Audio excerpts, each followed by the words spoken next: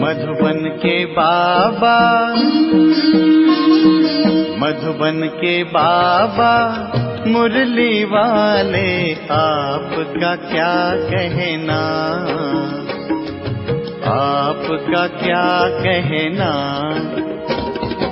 मधुबन के बाबा मुरली वाले, आपका क्या कहना, आपका क्या कहना। आज का मुरली 29/1/2024 प्रातः मुरली। ओम शांति। बाप दादा मधुबन। मीठे बच्चे, जैसे बाप तुम्हारा श्रृंगार करते हैं ऐसे तुम्हें भी दूसरों का करना है।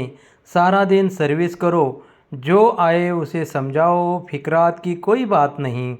प्रश्न, यह नॉलेज कोटों में कोई ही समझते व धारण करते हैं, ऐसा क्यों? उत्तर, क्योंकि तुम सब नई बातें सुनते हो। तुम कहते हो परमात्मा बिंदी मिसल है, तो सुनकर ही मूंझ जाते हैं। शास्त्रों में तो यह सब बातें सुनी ही नहीं है। इतना समय जो भक्ति की है वह खींचती है, इसलिए जल्दी समझते नहीं। कोई कोई फिर ऐसे परवाने भी निकलते हैं जो कहते हैं बाबा हम तो विश्व का मालिक ज़रूर बनेंगे, हमें ऐसा बाबा मिला, हम छोड़ कैसे सकते। सब कुछ नौछावर करने की उछल आ जाती है। गीत। दूर देश के रहने वाले। ओम शांति। मीठे मीठे रूहानी बच्चे अच्छी तरह से जानते हैं कि हम मुसाफिर हैं। यह हमारा देश नहीं है। यह बेहद का नाटक बहुत बड़ा मांडवा है। कितनी बड़ी बड़ी बत्तियां हैं, यह सदैव जलती रहती है। आत्मा जानती है हम सब एक्ट्रेस हैं और नंबर वार अपने पार्ट अनुसार पूरे टाइम पर आते हैं यहाँ पार्ट बजाने। पहले पहले तुम वापस घर जाकर फिर यहाँ आते हो। यह अच्छी तरह से समझने और धारण करने की बातें हैं। नाटक के एक्टर होते हैं, अगर एक दो के ऑक्यूपेशन को न जाने तो उनको क्या कहेंगे। ड्रामा के आदि मध्य अंतों को जानने से तुम यह बनते हो, तो यह पढ़ाई सबसे न्यारी हुई। बाप बीजरूप है, नॉलेजफुल है। जैसे वह कॉमन बीज और झाड़ होते हैं, उनको जानते हो ना। पहले पहले छोटे छोटे पत्ते निकलते हैं, फिर बड़े बड़े होते होते झाड़ कितना वृद्धि को पाता है, कितना समय लगता है। तुम्हारी बुद्धि में यह ज्ञान है। बाप तो एक ही बार आते हैं। मीठे मीठे बच्चे, यह अनादि अविनाशी ड्रामा है। बाप है स्वर्ग का रचयिता, हेवनली गॉड फादर। हेवन स्थापन करने बाप को आना पड़ता है। गायन भी है, दूर देश का रहने वाला। यह रावण राज्य पराया है। रावण राज्य में राम को आना है। तुम्हारी बुद्धि में ही ज्ञान है, तो बाप समझाते हैं आत्माओं को कि तुम सब मुसाफिर हो। इकट्ठे तो पार्ट बजाने नहीं आएंगे। तुमको मालूम है सबसे पहले होते हैं देवताएं। उस समय और कोई नहीं थे, बहुत थोड़े होते हैं, फिर वृद्धि को पाते हैं। तुम आत्माएं शरीर छोड़ सब वहाँ आती हो। यह बाप ने ही बुद्धि दी है। तुम आत्माओं को अब नॉलेज मिली है।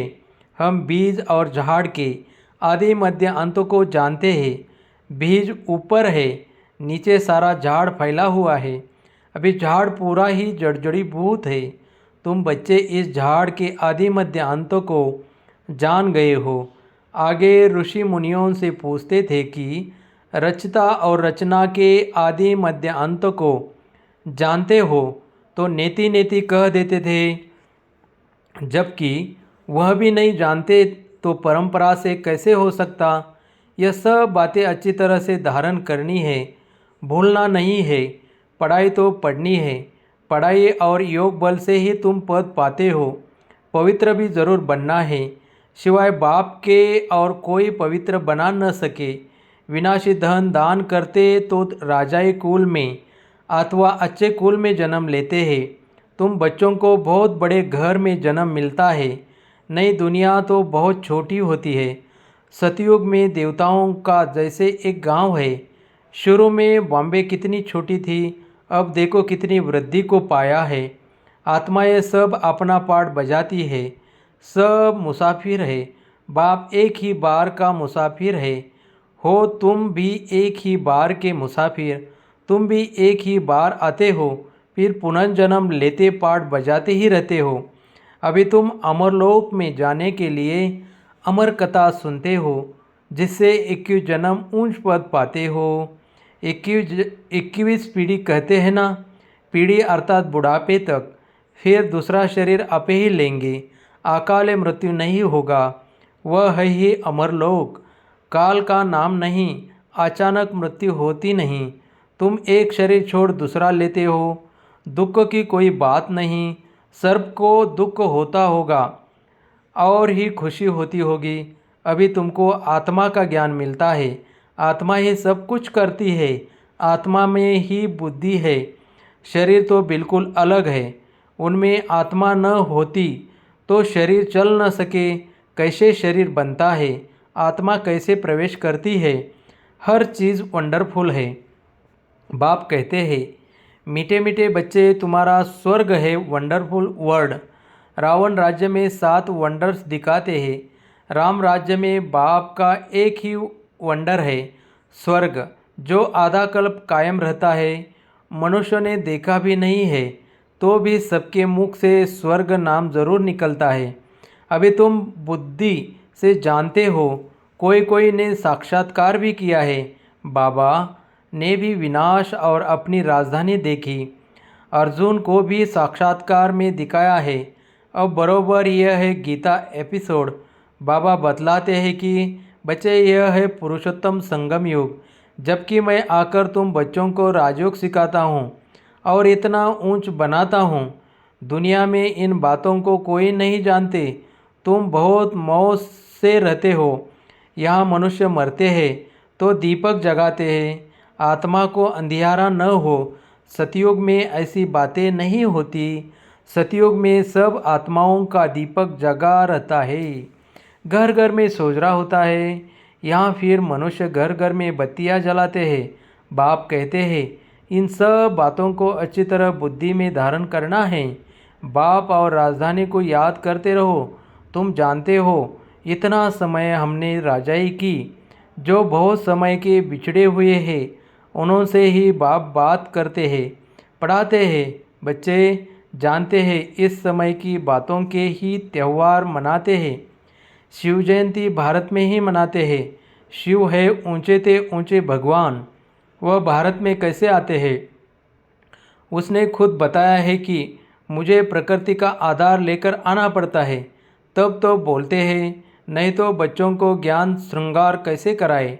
अब तुम्हारा श्रृंगार हो रहा है, तुम फिर दूसरों को करा रहे हो। मनुष्य से देवता बनाने का यह है बहुत सहज, परंतु मनुष्यों की बुद्धि ऐसी डल हो गई है जो कुछ भी समझते नहीं, टाइम लेते हैं। तुम प्रदर्शनी में सब बातें समझाते हो, जो आया जैसे समझाया, सब ड्रामा, फिक्रात की कोई बात नहीं। बच्चे कहते हैं, बाबा माता बहुत मारते हैं, निकलता कोटों में कोई है, सो तो होगा। तुम कहते हो परमात्मा बिंदी है, शास्त्रों में ऐसी बात है नहीं, इसलिए मूंझ पड़ते हैं। तुम भी पहले नहीं मानते थे। कोई कोई को 2 वर्ष भी समझने में लगे, चले जाते हैं, फिर आते हैं। इतना सहज भक्ति छूटती नहीं है, वह अपनी ओर खींचती है। यह भी ड्रामा में पार्ट है। सिवाय तुम ब्राह्मणों के और कोई नहीं जानते। विराट रूप का भी अर्थ समझा है। यह है तुम्हारी बाजोली, तुम चक्र लगाते हो। इनको विराट नाटक कहा जाता है। इनका भी तुमको ज्ञान है। उन कॉलेजों में तो क्या क्या पढ़ते रहते हैं, यहाँ वह बात नहीं।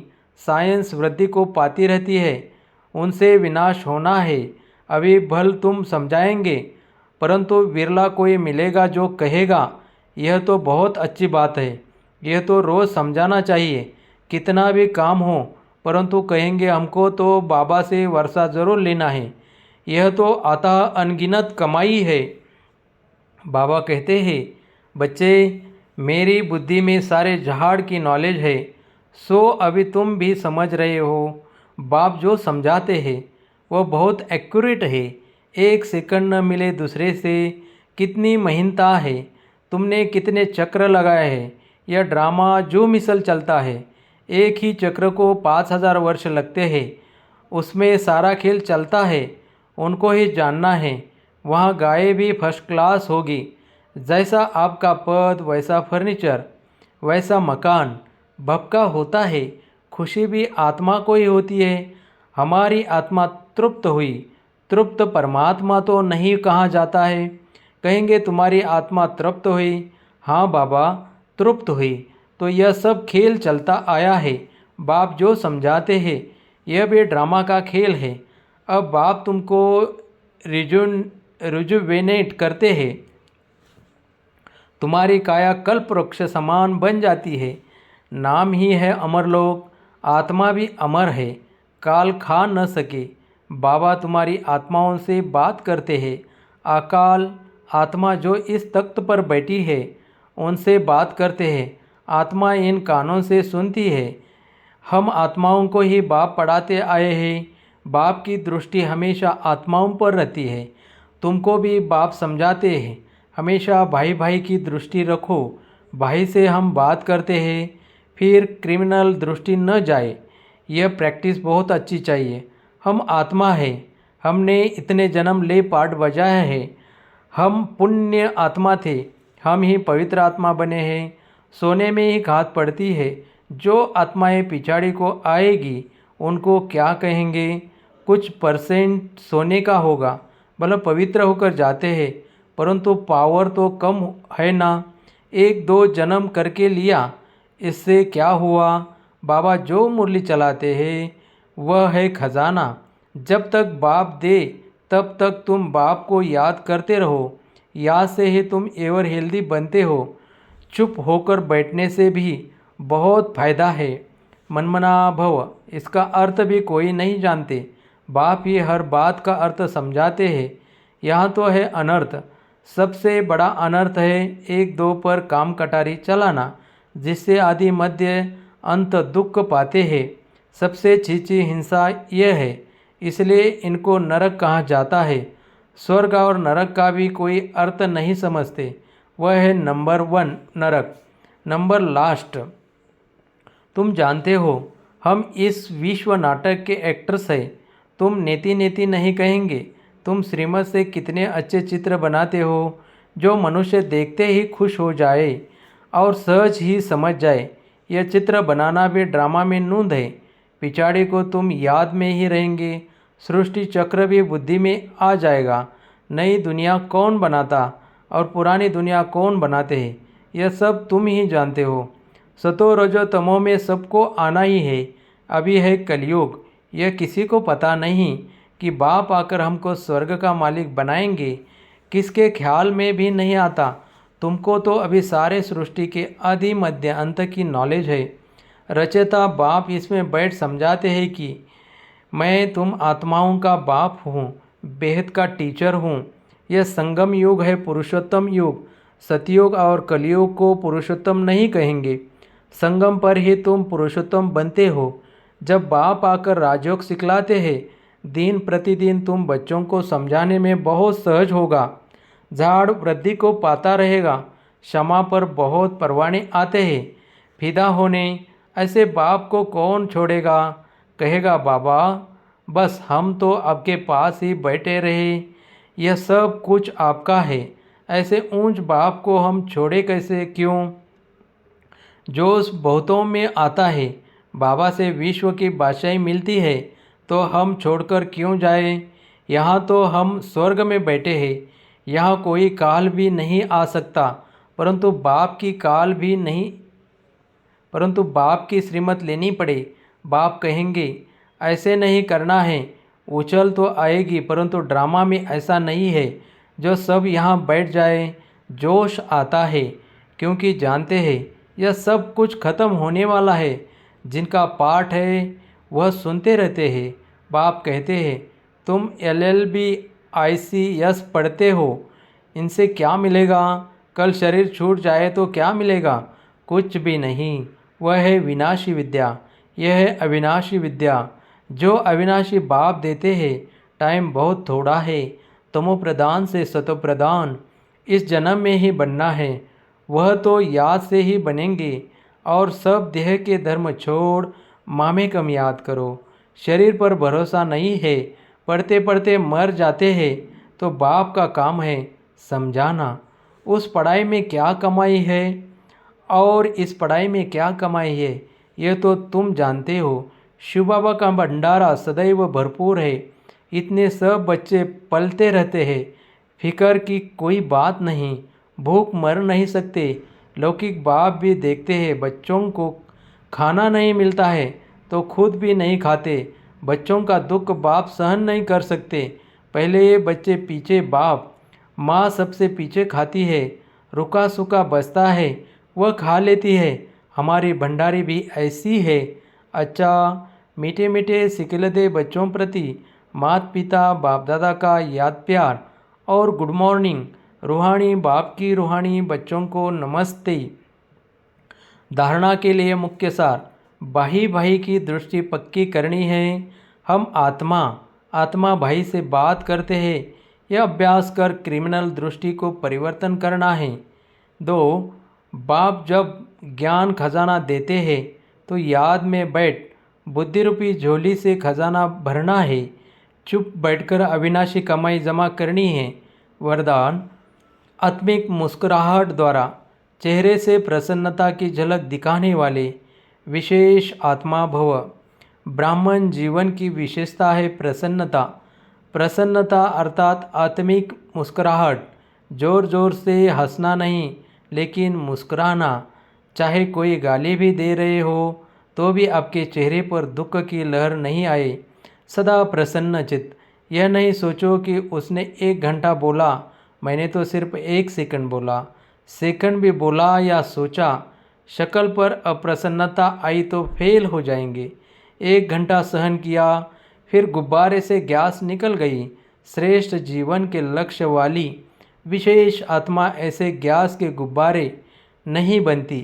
स्लोगन, शीतल काया वाले योगी स्वयं शीतल बन द्वारा दूसरों को शीतल दृष्टि से निहाल करते हैं। आज का अभ्यास, अव्यक्त साइलेंस द्वारा डबल लाइट फरिश्ता स्थिति का अनुभव करो। जैसे साइंस वाले रेत में भी अनाज पैदा कर देते हैं, ऐसे आप साइलेंस द्वारा धरणी का परिवर्तन करो। इसके लिए शुभ भावना संपन्न बनो। ब्रह्मा बाप को फॉलो करो। साइलेंस की शक्ति से किसी भी आत्मा की वृत्ति दृष्टि का परिवर्तन कर दो। जैसे क्रोध अज्ञान की शक्ति है, ऐसे ज्ञान की शक्ति शांति है, सहन शक्ति है। अभी इन गुणों को अपना संस्कार बना लो तो डबल लाइट फरिश्ता सहज बन जाएंगे। ओम शांति, ओम शांति।